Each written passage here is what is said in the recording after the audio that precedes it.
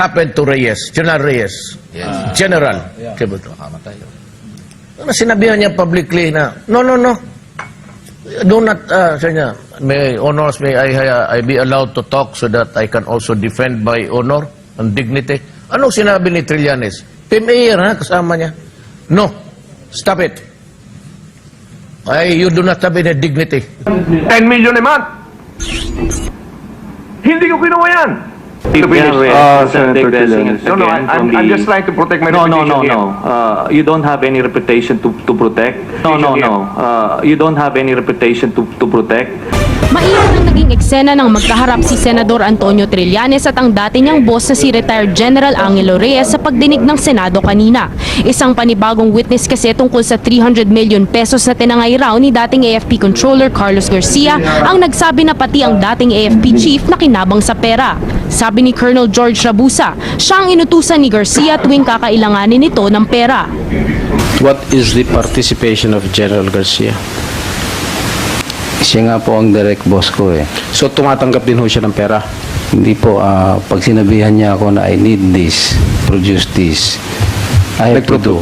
Pero may iba pa raw na kinabang sa pera. Sabi ni Rabusa, 50 million pesos ang total na pabaon na natanggap ni dating AFP Chief of Staff Angelo Reyes na magretiro siya noong 2001. Itinanggi naman ni Reyes ang bintang. 10 million a month. Hindi ko kinuha yan.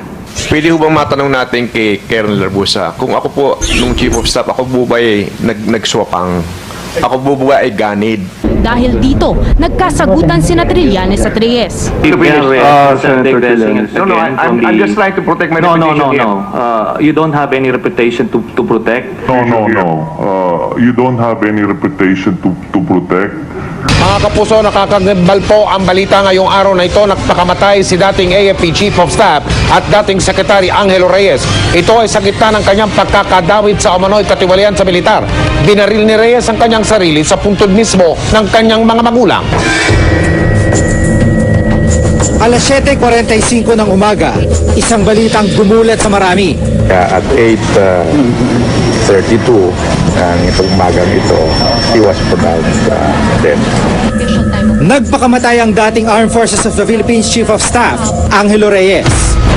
Please lang, pwede lang ho natin paanuin yung pamilya, pahingahin yung pamilya. Gusto lang ho nila magluksa na silang kasama lang nila at ayaw nila talaga ho na talagang umanap na sa media. Zero blood pressure at wala ng pulso ang dating kalihim nang umabot sa ospital. Sinubukan namin i-resuscitate si Secretary Reyes. Nagka-chest compression po. Binigyan din siya ng epinephrine para lamang ma-stimulate yung puso at kung mabuhay po namin, nilagay namin sa cardiac monitoring. Pero after 45 minutes po, wala po kaming nakitang any improvement. Kaya tinigil na po namin. It was useless. Wala na kaming magagawa. Luhaan ng mga kamag-anak at kaibigan ni Reyes halos hindi makapaniwala sa pangyayari. Tumangging makipag-usap sa media ang pamilya, hayaan daw sana sila munang magluksa. Inamin din nilang matinding pagsubok ang pinagdaanan ng pamilya noong mga nakarang araw sanhi ng mga akusasyon laban kay Reyes. I wasn't the one who's responsible for the death of the late Secretary Angelo Reyes. While that exchange was unfortunate, I firmly believe that it's not the tipping point that led to his death. And only God knows. These are force majeure, acts of God. Okay, you want to blame somebody, blame God. Blame God. There seems to be a metamorphosis going inside the brain. Pag na-elect na, nag-iiba na. Kala mo sino na, tapos box with Trillanes. Parang may mansanas dito sa kilikili na. Big deal. Tapos kung magsalita, imagine what happened to Reyes, General Reyes. Yes. General. Makamatay. Ano sinabihan niya publicly na, no. Do not, sabi niya, may honors, may I be allowed to talk so that I can also defend my honor and dignity. Anong sinabi ni Trillanes? PMA ha, kasama niya. No, stop it. You do not have any dignity. You answer the question. Tapos yung mama, nagpakamatay. Para palakad-lakad lang siya, may kausap sa cellphone. Parang nagja-jogging, parang balisa. Tawag sa atin, balisa na. Pero may kausap. Ayon pa kay Recorba, pagkatapos makipag-usap sa cellphone ni Reyes, nagpaiwan ito sa puntod ng mga magulang. Nung narinig ko na sinabihan yung anak niya na antayin na lang sa kotse, saka yung bodyguard niya medyo pinalayo ng konti. At nang makalayo na raw ang mga anak at security, Nakita ko lang may baril sa kamay niya, sa kaliwa, dyan dito. Nakaganon lang, oh. Nakakip siya, ganyan. Nakaganon lang. Hindi mo alam na may baril ng hawak sa kamay. Tapos yung mamaya-maya konti, ayun na. Tinano na. Tinutok na sa kanya. Isang putok lang. Tagos na dun sa, gumano na yung dugo dun sa... pagkabaril daw sa sarili, bumagsak si Reyes sa mismong puntod ng ina. Kaya ang puntod, halos matakpan ng dugo ni Reyes. Doon naman ako malapit. Ako unang nag-responde sa kanya para ikarga namin sa kotse. Ay, hindi namin kaya. Kaya medyo natagalan pagbuhat. Yung anak niya, nahirapan naman na parang natulala na. May umiiyak na lang. Kami na nagbuhat. Saka yung isang yung driver. Dagdag ni Recorba habang umiiyak salitang bakit ang paulit-ulit na binabanggit ng anak ni Reyes. Received that 5 million or so pesos per month for your own personal use. I did not, Your Honor. I'm just trying to protect my reputation here. You don't have any reputation to protect. Naging mainit ang mga palitang ito sa hearing noon ng Senado, pero parehong nanindigan sina Senate President Pro Tempore Jingoy Estrada at Senator Antonio Trillanes IV na di nila pinagsisisihan ang mga binatong salita kay Reyes. We were subjected to even worse trial by publicity. We faced the government propaganda then. Sad to say, maybe that's how life was meant to be for General Reyes. I'm not guilty. I'm just doing my job. But I really want to express my deepest sympathies and condolences to the family of the late General Reyes. The family is very, very devastated. In fact, to all also concerned, they request that those people who maligned, who belittled, humiliated the secretary in public, in media, not come anymore to pay their respects. Specifically, Juan Utak and the lawmakers who did that and the military people who fabricated lies against the secretary. Huwag na po kayong pumunta.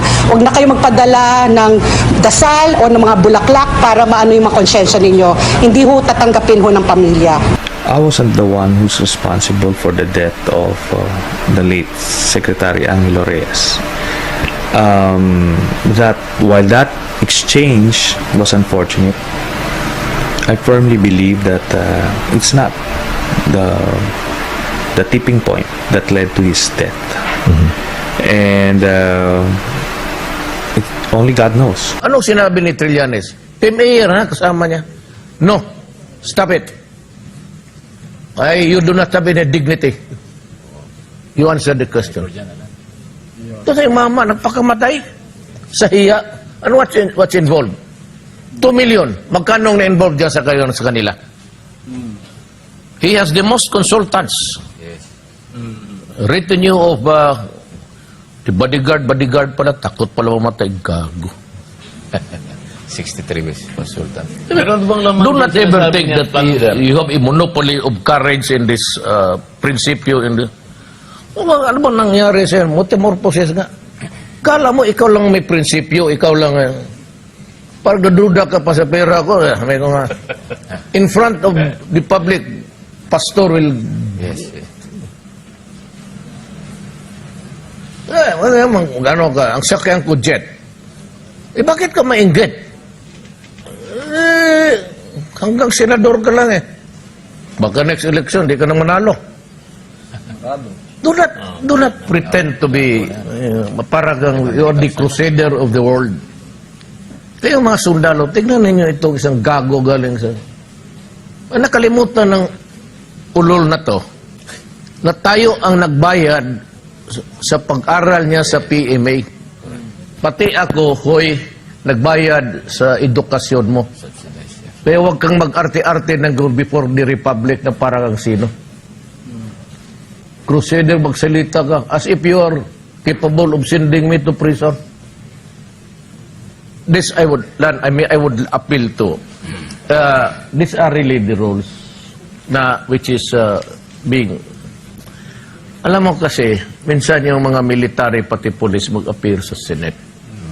Especially budget time. And that's the time that they get back at the military and the police. Pagsisigawan ninyo, kagaya kay pinawa ninyo kay Reyes. Do not do that from now on. We respect each other and we will be courteous to each other. Do not shout at the military and the police officials or officers. I will not allow it. If you continue to do that, nababawiin ninyo ang tao na hindi mo lang makadepensa, magpakamatay lang. I will order the military and police, do not obey the summons of Congress. Huwag ninyong gawin yan. You address them with respect because they are dying for our country. Kita mo naman sa mga masapano. Do not do that. Because I was once a congressman at ganun talaga ang tratamento pag nandyan na. They play around with the poor souls there. Ito lang magawa kasi ang pagalitan. Lumaban ka kasi doon sa Congress. Tignan mo, hindi na tayo nagawa naman. No. I will not allow it. If you do that, tawagan ko, umalis ka dyan. At pag sinabi kang hulihin ka, i-contempt ka, then we will have a constitutional crisis there. Bahala kayo. Ayaw ko yung babuhin ninyo yung, baski yung mga direktor, wag ninyong babuhin yung ganun. As if you order, just imagine, you are not entitled to, you have no honor, you have no dignity. Anong klase ka? Ganunin mo? Ay, so. Military ka ba kaya? Ganunin mo yung mga military from henceforth. Sige. Hamunin kita. There will be budget hearing somewhere. Somehow. You do that. Makatikim talaga. Then do you create a constitutional crisis there? Sabihin ko talaga sa military pati police, huwag kayo pumunta doon. Pag ganyan lang ang binababoy kayo, stay put. Now, if we agree with each other to respect and be courteous and civil about this whole thing, because nothing is added to your face, Trillanes. Just because you're a senator, it doesn't mean to na tigas ka na anong gaya mo. Kita mo ito, tumatakbo ng Vice President, sos como presidente ito. Ito ang diktador na walang hiya. Kaya lang, I was one of those nagbigay ng sa what was being talked? 2 billion. Magkano wala sa bulsa pupunta? Billion. Tapos mo, pagkamatay ang tao, yun ang taong may honor. Ang mga Japanese, they lose honor, they were commit. Kaya, Trillanes, it's not your time. It's not your time. Do not stress it beyond normal proportion. You just don't know kung ilan ang nagalit sa iyo dyan. I know because I talked to some justices and I talked to some generals. Akala mo idol kanila after what you did and the kind of behavior you have. And I advise them, pati yung mga pati yung mga directors, wag ninyong sigaw-sigawan. Do it as if you are every answer that is given to you, you are irritated. Ganun mo yung sabihin ko, huwag kayo pumunta doon. What's the reason? Do not go there because you'll be humiliated. And you're reduced to a boogeyman there. Di ba? Every answer of every guy there that appears, I was there. I was in Congress. Says that every answer to your question, you appear to be irritated. Eh kung mainit ang ulo mo, kung minopos ka na, wag ka, umalis ka dyan. Bakit? What are you doing? Yan ang nagkulang dito. And you can ask the Filipino people. I'm sure they have observed that. Ako nandyan ako, but I always, sir, can you? And even nagsisir talaga ako. Pahambog na. Sigaw-sigawan yung mga witness.